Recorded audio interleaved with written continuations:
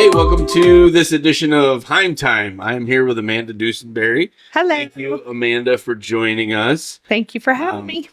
Amanda, before we get started, you want to tell us a little bit about yourself?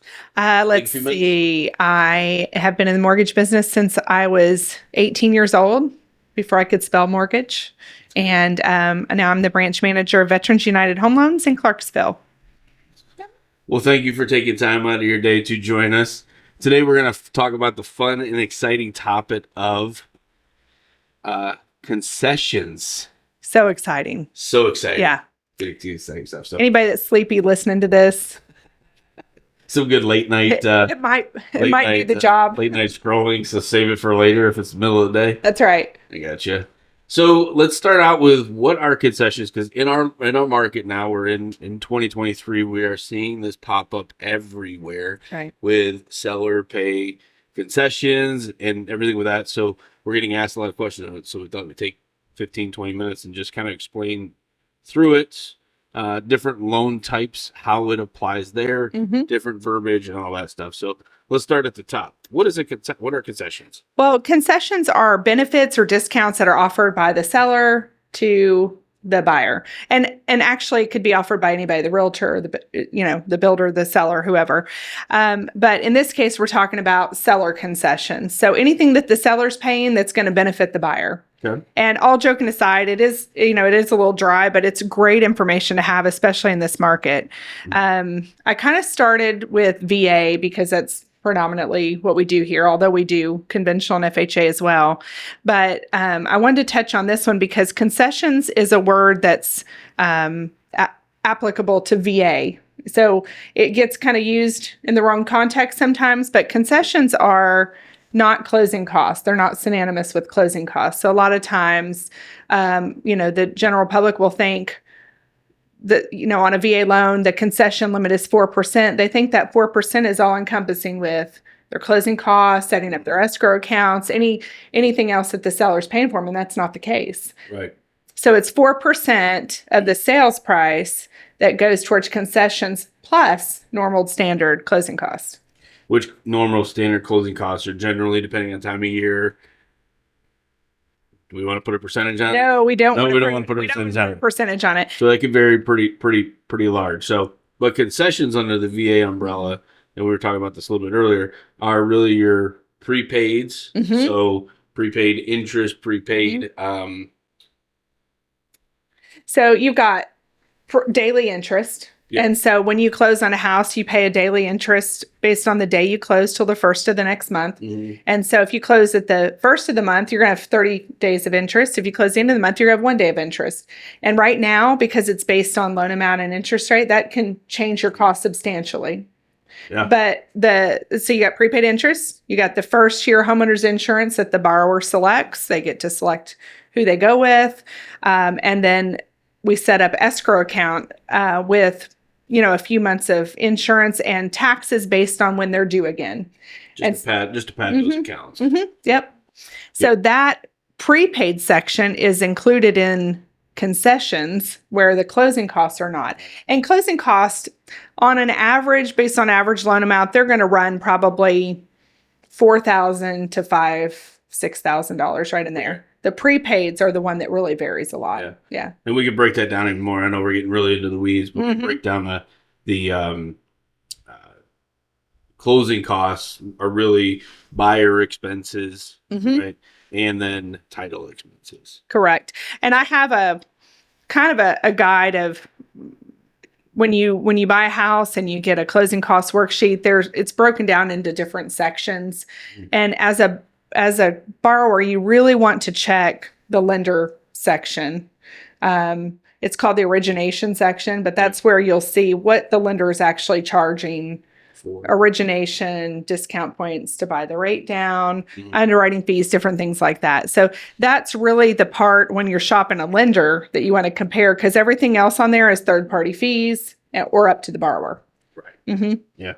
So something that I saw in here, right, concessions, one thing it can't be is result in cash back to the borrower, whether it's cash back in hand or gift cards. Correct. So that was probably something that a loophole that's changed probably from that whole last interesting thing, right? I'm not sure it's changed or if it's just being paid attention to a little bit more, but yeah, there shouldn't be the only money that a borrower can get back. Cause I've had borrowers call me and say, hey, this is a fixer upper. The seller, I'm a pre-approved for 300. I'm getting it for 250. Can I just get that 50 grand back to me at closing? And the answer is no.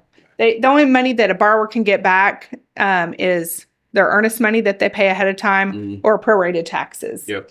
And so that, like you said, the other situation with that would be like a gift card or a seller trying to give like a painting allowance, things like that. They can't get that back to them directly. Right. Yeah, that's be earmarked on the Alta to go to a vendor of choice. Okay. Correct. Yeah. So the next thing here is talking about personal property, right? Washers, dryers, if that's left in there. We see a lot with the refrigerator, right? We write those in the contract a lot, but that's considered personal property. Always interesting to me on that.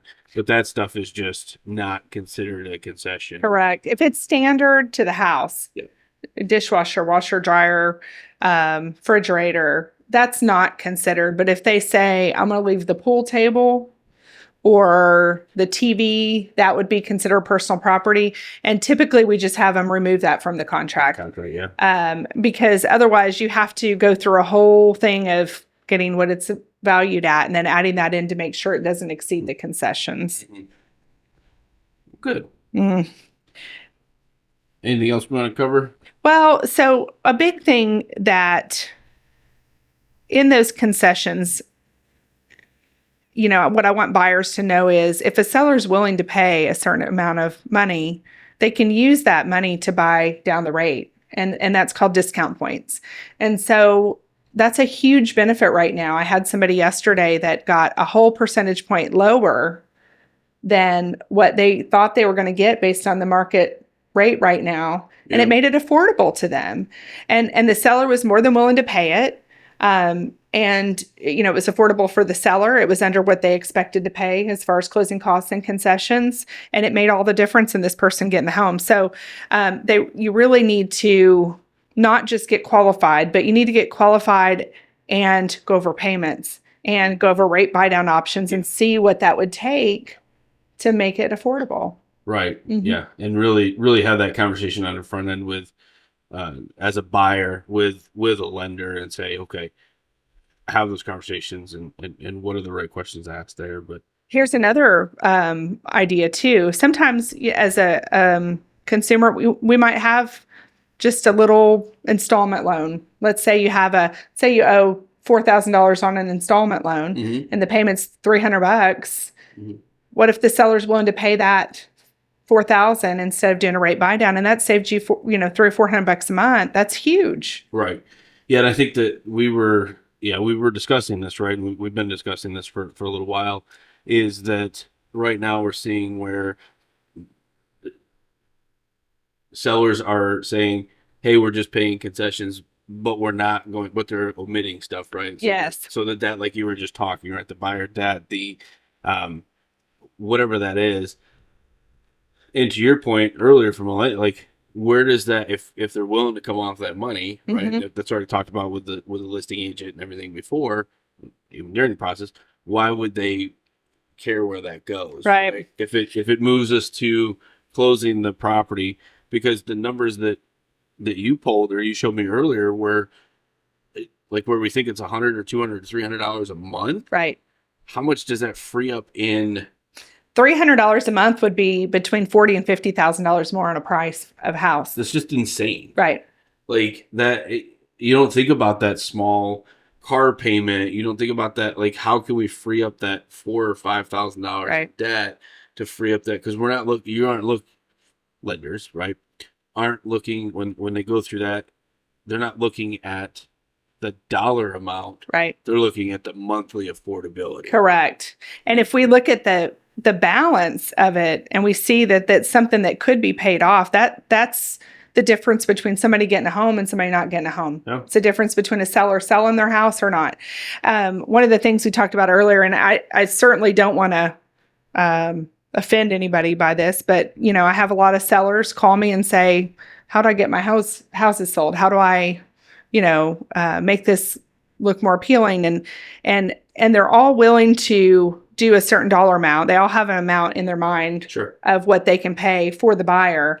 But if I'd have one wish, it would be that they would just say, we're willing to pay X amount and then not care what it goes to. Because a lot of times you'll see a seller say, we'll pay $15,000 to help the buyer, in seller concessions, closing cost. But then they will omit discount points, which is the one thing that can help the buyer get a rate that's more affordable. Or they'll omit borrower debt. And to me, it's like, what does it matter as long as you agree to that amount? Comes back to a very simple question of, do you want to open up the buyer pool maximum that you can, or do you want to limit people? And what does that look like? And everybody, that's different. If they don't want to do that, that's perfectly fine. And we work through that. Oh, yeah. But yeah, it's I'm seeing it happen a lot more though, and here's what I tell my borrowers. I'm like, go ahead and, put that offer in with your realtor. And then if you get a counterback, call me. That way we make sure that they don't omit something that would change how we have it set up. Yeah. Because that could be a difference down the road, right? Verbiage in a contract matters. So. Yes, it does. It does. So what was the other one we were talking about? When they put seller to pay 3% of closing costs versus 3% of sales price. Don't do that. Yeah. Big difference. It's always 3% of sales price. 300 versus $9,000 or $9,000. $9,000. Yeah, that's a bit of a difference there. Now, we talked about VA. FHA is a little bit different. It's contributions versus concessions. And so FHA and conventional, whatever the percentage is that the seller's limited to, that percentage is all encompassing to closing costs, prepaids, discount points, everything. It's all encompassing of all buyers' expenses, all sellers' expenses. And so with FHA, they will pay 6% of the sales price towards contributions. So, if you've got a $300,000 house, they can pay up to $18,000. Okay. That under the FHA, like you just said, includes the discount points and prepaids, closing costs, all that kind of stuff. It includes borrower debt, anything involved there, and so. Everybody always thinks FHA allows the seller to pay more than VA, but that's not true because FHA is 6% total. VA is 4% concessions plus closing cost. So it's pretty comparable actually between the two. Yeah, depending on the time of year, variance, and what you put down, it's all that stuff. So good. So at the end of the day, FHA and VA have a lot of similarities with what they're doing. Now when we move into conventional, that's where we are. That's kind of where it's almost like a flow chart. It is a flow chart. If this, then this. Yeah, if you're 90%, 3%, if it's owner occupied, if it's a second home, it's an investment home, and there's all these different variables in there, and it has different contributions that they can do. Yeah. I work with a lot of investors, and they buy investment properties, and so I'll get a contract that says, seller will pay $6,000 or whatever. And the thing with investment properties is it's 2% of the sales price. That's all the seller can contribute is 2%. And so, so you're seeing that a lot with agents writing contracts, and they're like, we want 4, 5, 6%, or correct, 4% of on an investment, and they can't do that. Can't do it. Because they're an investor selling the property? Because they're doing investment property loan to buy it. So if you're buying an investment property, then the seller can only pay 2%. Gotcha. And so I just tell everybody, I'm like, call me before you negotiate, because the worst part would be is if you agree to a certain price and they agree to pay this higher amount and now they can't, you're leaving money on the table. Yep. So just get that information from your lender for sure. And then the rest of conventional, it's pretty basic. If you as the buyer are putting down less than 10%, the seller can pay up to 3% of the sales price towards anything that's a contribution. And then as you get over 10%, it goes to 6% down that they can pay, 6% of the sales price, towards closing costs and prepaids, any expenses. And then if you do 25% down, it goes to 9%. But that's owner occupied. So again, it's a flow chart. It's a lot, but it is. And the thing that I saw under the conventional is that the borrower debt, unlike the other two, borrower debt cannot be correct part of the contract. Got to pay your own debt. Yeah, pay your own debt off. So that's conventionals. That's conventionals. And you know, I think when you're looking to buy a home, your loan officer is going to look at the overall picture, because in some cases, FHA is just the way to go. And so if you've got a certain credit score threshold, even though you might not have mortgage insurance on one way or the other, FHA may be the only way you can go, and it's not bad. The rates are better. And I think that changes, right, with market, right? What is, because regardless of what's going on in the world, regardless of what the national media says, right? Global is different than local. Correct. Right? What's going on in the global market is different than what's going on here, right? With what people are willing to do, right? Sellers are willing to do. What loan types are there? What, so many variables, right? I could go on for 10 minutes on that. But so it's true. It's the importance of, no matter what market we're in, and when a market changes, something you were going to do maybe a year or two ago, and you held off, isn't the right move, because 2 years ago, with where everything was, right, a conventional loan might have been more attractive than a correct than an FHA. Yeah, and 5 minutes from now, it could be the other way around again. Be the other way, right? Yeah, right. So I guess the importance of it is that the message that I want to land is that no matter where individuals are, buyers are at, it's pick up the phone and just start having those conversations with a lender. You know, I tell people all the time, clients all the time, I like working in fact land, not that's good. Not hypothetical world. I'm gonna start saying that to my kids. So I like facts. I like fact land. Fact land is a good place to be. It is a good place. So it just gives us that picture to go, okay, what do we got to do, and what does that look like? Because if it's now, if it's 6 months, if it's 2 years, right? It doesn't. Let's help you get to your goal. Well, and like you said, there's a big difference between nationwide and local, and there's a big difference between one client and another. 100%. And so you might have somebody that they feel like they cannot afford it, but there's such an easy fix when you look at the big picture. There's one debt that they have that could be paid off that would make the difference in them getting a home. Yep. One house in particular that you find them that the seller's willing to pay X amount that gets their interest rate down, because all people are hearing now is 8%, and that's not the case. Right. You know, again, one client yesterday got up a whole percentage point lower just by what the seller was willing to do, and it was affordable for both. And so each client is different, each situation is different, and you really need to work with somebody that's going to look at the big picture and show you how to do it, whether it takes a week or a year or whatever. Absolutely. Yeah. Well, Amanda, I appreciate this. I hope our viewers got something out of today. Okay. And really appreciate you taking your time to come over and spend time with us here at the Heim Group, and look forward to many more conversations. Absolutely. Anytime. Thank you. All right. Thanks.